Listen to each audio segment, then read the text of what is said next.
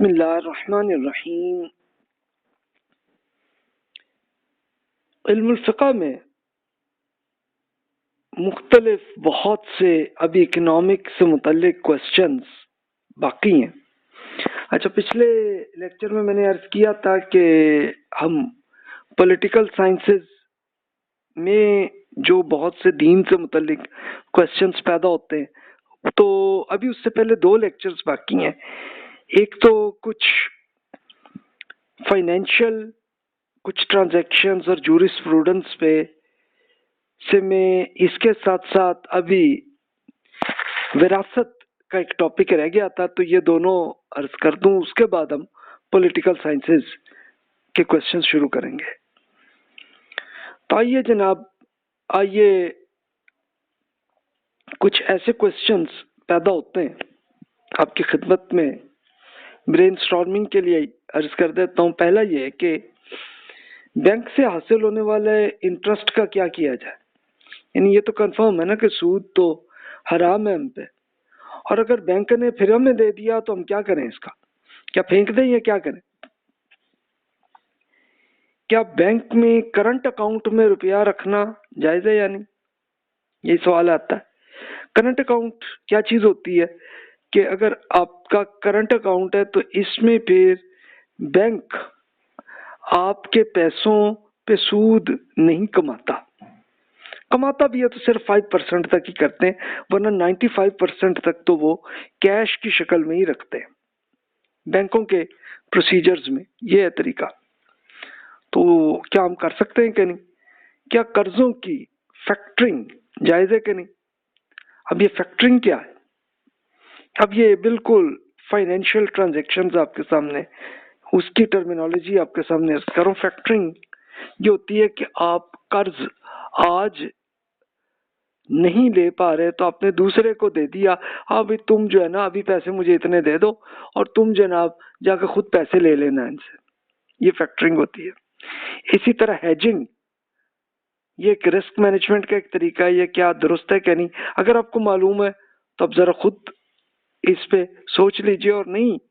تو میں اس کو ڈیٹیل سے عرض کروں گا کہ ہیجنگ کا کیا طریقہ ہوتا ہے۔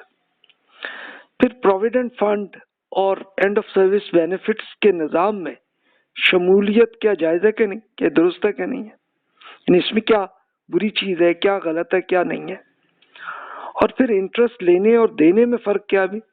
کیا سود دینے والا اتنا ہی گناہ گار ہے جتنا لینے والا؟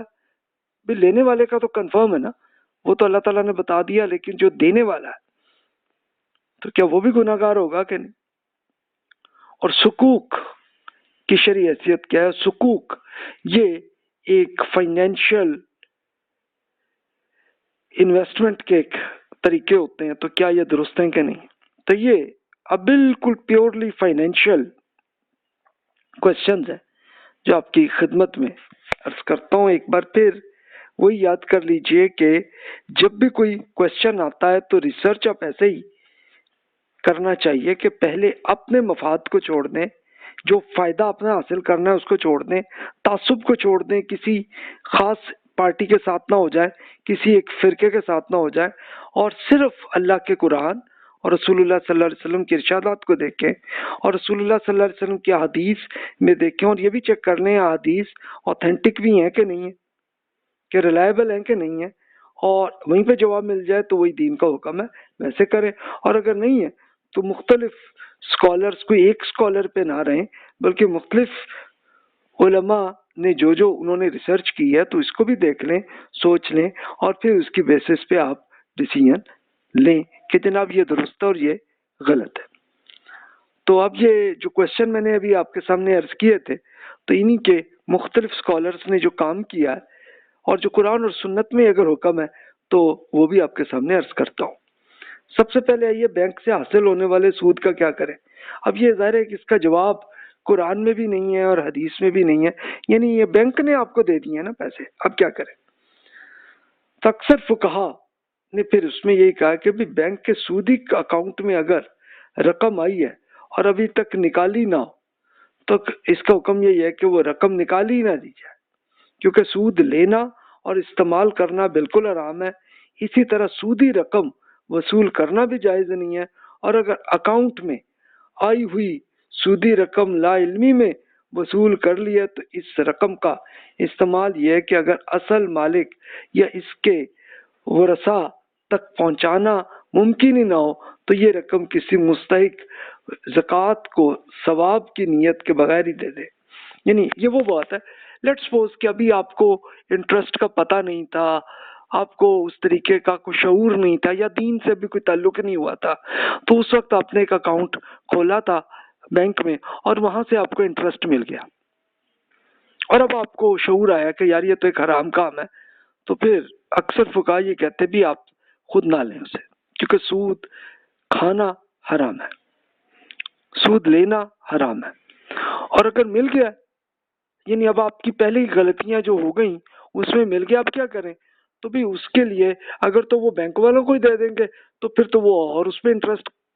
लेगा ना बैंक, उनकी हेल्प ना करें, बल्कि किसी एक नीयत ऐसी रखें कि आप कोई ज़कात या कोई नेकी के तौर पर आप किसी को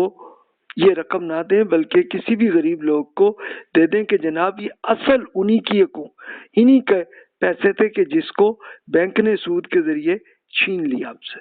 तो बस आप वापस दे दें, दैट्स इट, यही करें। वाज़ह रही है कि बैंक में बवक्त ज़रूरत सिर्फ गैर सूदी खाता, ये वो है करंट अकाउंट जिसकी बात थी कि जिसमें बैंक इंटरेस्ट नहीं लेता, लेता भी है तो बहुत माइनर सा, तो सूदी अकाउंट ये खोलना उसके लिए जो फुकाहा वो कहते हैं कि नहीं जी ये भी दुरुस्त नहीं, ला इल्मी या गफलत में सूदी अकाउंट खोल लिया हो तो इसे बंद भी करें और गैर सूदी खाते में तब्दील कर लेना चाहिए। तो ये पुराने फुकाहा का ये पॉइंट ऑफ व्यू रहा है, लेकिन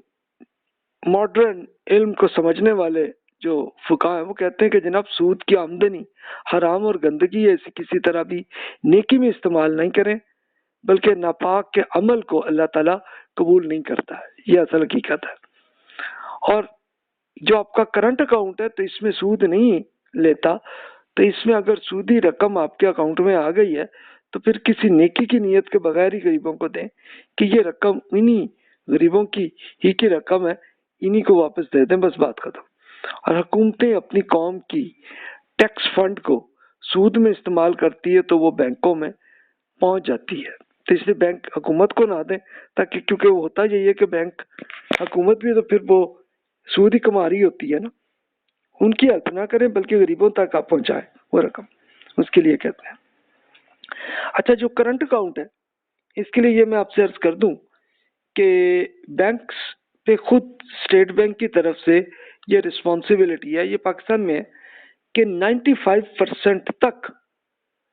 यानी करंट अकाउंट जितने हैं उनका 95% कैश जरूर रखें। बैंकों पे ये पाबंदी है, तो वो उसके लिए जो 5% रह गया ना उसको वो फिर इंटरेस्ट पे लगा देते हैं। लेकिन अब मजबूरी, अब दूसरी आपके पास ऑप्शन नहीं रहती ना कि अब आपके पास इतना बड़ा कैश है तो क्या घर में संभाल के रखे, लेकिन ये भी तो रिस्क होता है ना कि आपके यहाँ कोई चोर डाकू वो आ सकते हैं ना आपके, ऐसे केस आपने सुने होंगे, तो इसलिए आपके पास कोई मजबूरी है,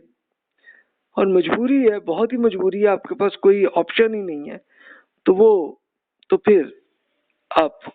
पिछले लेक्चर में पढ़ चुके हैं कि अल्लाह ताला ने ये बता दिया कि जनाब ये सब आपका जो खाना है ये सब हराम है, जैसे खंजीर है या मुर्दा कोई जानवर है और वो है, लेकिन इसके आपकी बिल्कुल मजबूरी जैसी हालत हो जाए कि कोई हालत ना हो, कुछ ना हो, और फिर आप उस हालत में फिर आपकी कोई नीयत नहीं है, कोई ख्वाहिश नहीं है इस चीज की, और मजबूरन आप खा लेते हैं, तो अल्लाह ताला उसको फिर आप पे कोई गुनाह नहीं करता आप पे, तो ठीक है। तो ये जो करंट अकाउंट है इसकी हालत भी वही है। और अगर आपको ये ऑप्शन मिल जाए कि जनाब ऐसे बैंक आपको पता चल गए कि जनाब जो इंटरेस्ट नहीं कमाते, तो फिर उन बैंकों में जमा कराए ना, ये करें वहां पे। और अगर आपको ये लगा कि वो कहने को तो इस्लामिक बैंक है लेकिन उनमें स्टिल वो भी इंटरेस्ट लेते हैं, लेकिन उन्होंने बस अल्फाज चेंज किए हुए हैं और कुछ नहीं है, तो उसके लिए रिसर्च ज़रूर कर लिया करें, और उसके लिए मैंने तफसील से